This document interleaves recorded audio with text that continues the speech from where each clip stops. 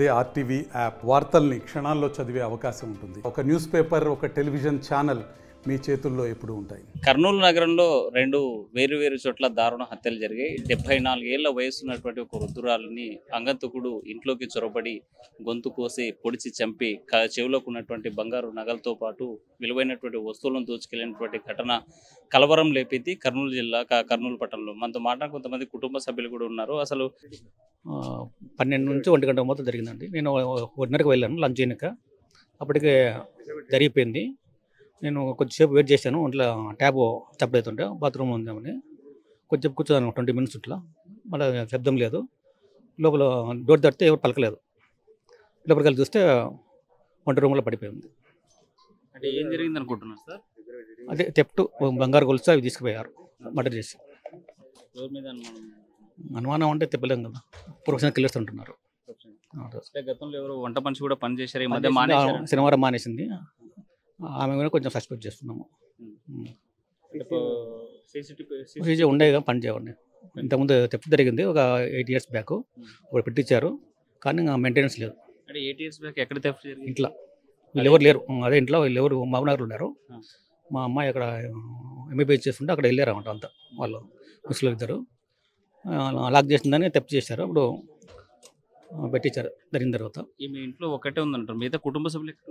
మా మిస్సెస్ ఉంటుందండి, ఆమె వర్కింగ్, పగులు ఉండదు. నేను పొద్దున్న మధ్యాహ్నం రాత్రి పోతుంటాను ఇంటికి బొంతినికి. అంటే వాళ్ళ ఫ్యామిలీ మెంబర్స్ ఇంకా ఎవరు కొడుకులు కానీ? కొడుకు అమెరికాలో ఉంటాడు, ఏం చేస్తుంటారు? డాక్టర్.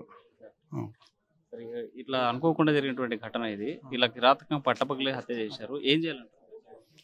ఏం చేయాలంటే నేను చెప్తాను, అది పోలీసుల డిపార్ట్మెంట్ వాళ్ళు చూసుకోవాలి.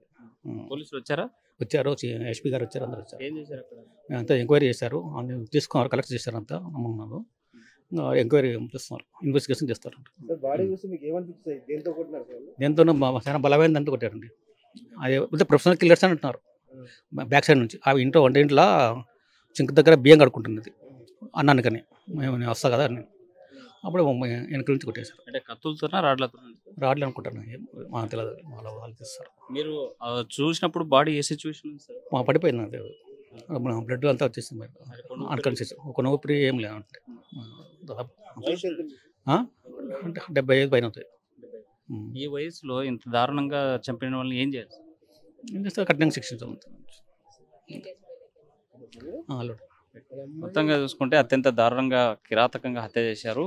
ఒక్కసారిగా బియ్యం కడుక్కునేటువంటి వృద్ధురాలను చంపినటువంటి ఘటనతో చాలా బాధాకరమైన విషయం అయితే కనిపిస్తుంది. మనం ప్రస్తుతం మార్చరి వద్ద ఉన్న కుటుంబ సభ్యులు కూడా విషాదంలో ఉన్నటువంటి పరిస్థితి. సంబంధించినటువంటి వృద్ధురాలు కూతురు ఉన్నాం. మేడం, ఏం జరిగింది మేడం, ఏమనుకుంటున్నారు? తెలీదండి, ఎవరో ఇంత కక్షగా కొట్టాల్సిన అవసరం ఏముంది? గోల్డ్ కోసం అయితే కూడా ఏదో ఒకటి అన్కాన్షియస్ అయ్యేలాగా చేసి గోల్డ్ తీసిపోతే అయిపోతుంది కదా.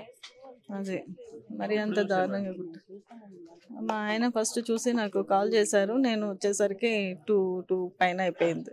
అప్పుడు చూసాను. ఏ సిచ్యువేషన్లో ఉన్నారు మేడం అప్పుడు మీరు చూసినప్పుడు? పడిపోయినారు, రక్తం మడుగులో కింద పడిపోయి ఉన్నారు. అదే అప్పటికే అంబులెన్స్ పిలిపించారు. అంబులెన్స్లో డాక్టర్ వచ్చి పల్స్ లేదని చెప్పారు, ఇక్కడికి తీసుకొచ్చారు. అంతే. ఏం జరిగింది అనుకుంటున్నా, చూసారా? నాకు తెలియదండి. నేను కూడా నాకు విషయం తెలిసి ఇప్పుడే వచ్చాం.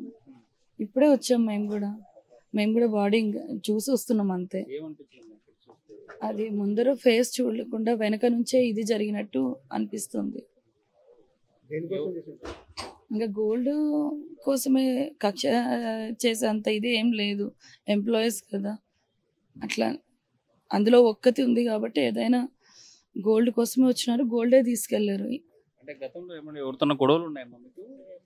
ఏం గొడవలు లేవు.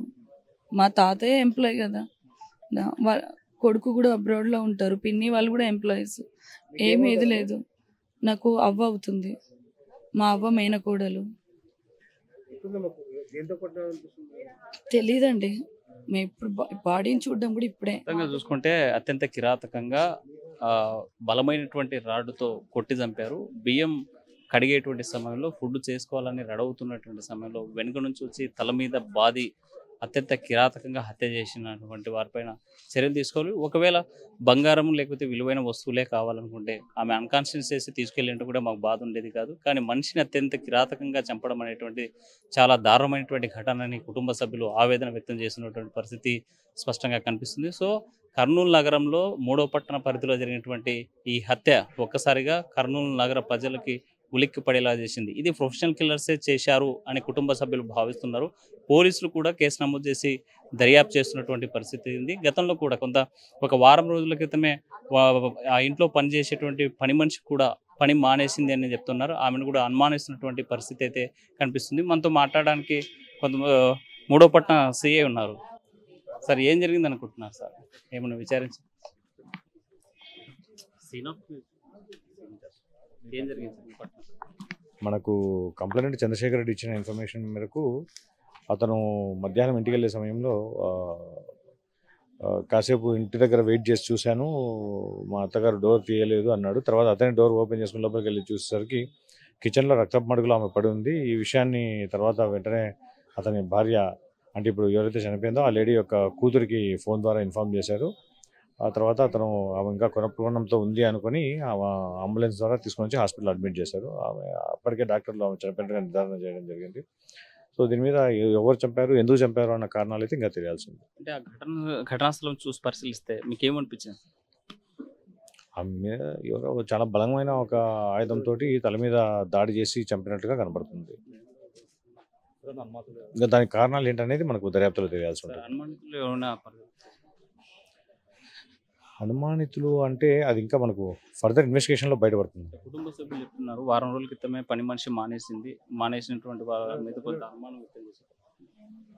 పని మనిషి 2 రోజుల క్రితం పని మానేసింది అక్కడ. అంటే ఈ చనిపోయిన ఆవిడనే ఈమె చేస్తున్న పని నచ్చక నువ్వు రావద్దు, అవసరం లేదు, అంత ముందు పని చేస్తున్న ఆవిడనే బాగా పనిచేస్తుంది, ఆమెను పిలిపించుకుంటానని చెప్పడం జరిగింది. దానివల్ల ఆమె పని మానేయడం జరిగింది. ఈ హత్య ప్రొఫెషనల్ చేసినట్టు అనిపించిందా లేకపోతే ఎవరు? అది ఇప్పుడే చెప్పలేము. పోస్ట్ మార్టం అయితే కానీ మనం ఏ విషయం కన్ఫర్మ్గా చెప్పలేము. Thank you. మొత్తానికి చూసుకుంటే అత్యంత కిరాతకంగా హత్య చేశారు. అయితే సీన్ ఆఫ్ అఫెన్స్ అక్కడ చూసినటువంటి సందర్భంలో కూడా ఒకసారిగా పడిపోయినటువంటి ఘటన చూస్తే ఎవరు చేశారనేటువంటి అనుమానాలు అయితే వ్యక్తమవుతున్నాయి. 2 రోజుల క్రితమే వంట మనిషి కూడా తను పని నచ్చక మానేయమని చెప్పింది. ఒకవైపు వంట మనిషిపై కూడా కుటుంబ సభ్యులు అనుమానాలు వ్యక్తం చేస్తున్నటువంటి పరిస్థితి అయితే కనిపిస్తుంది. సో పోలీసులు కేసు నమోదు చేసి దర్యాప్తు చేసేటువంటి పరిస్థితి అయితే స్పష్టంగా కనిపిస్తుంది. వీడియో చంద్రశేఖర్తో Hussain, RTV Kurnool. For latest updates on India Pakistan, download RTV Live app